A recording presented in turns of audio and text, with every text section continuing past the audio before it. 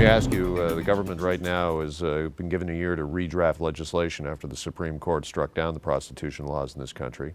As somebody that's involved, is participating in the sex trade, what would you recommend they do? For starters, the Nordic model is the worst idea. It's not going to work for us. If we want to look at it, we have to consider that they're treating this war on sex like a war on morality, and I liken it to the war on drugs. It's very expensive to uphold, and only the very poor are going to suffer.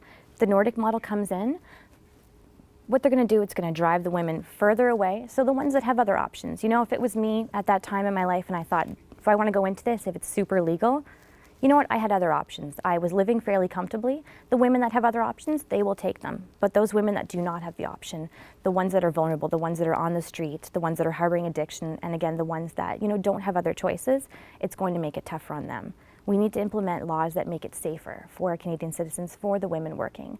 And I don't expect Canada to be this progressive country that everything's okay, prostitution is legal. It's not going to happen. I'm not so naive just to think that that will happen even in my lifetime.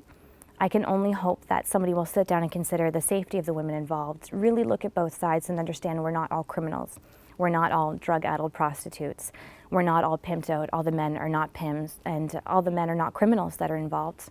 It's a good amount of people, consenting adults, that are basically being treated like criminals when we're not doing anything wrong. What should the government do regarding prostitution? The Nordic model? The Danish model? Nothing at all?